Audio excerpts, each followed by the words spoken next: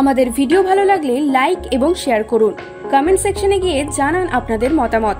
আরও ভিডিও পেতে আমাদের চ্যানেল সাবস্ক্রাইব করুন এবং প্রতি মুহূর্তে খবরের আপডেট পেতে প্রেস করুন বেল আইকন।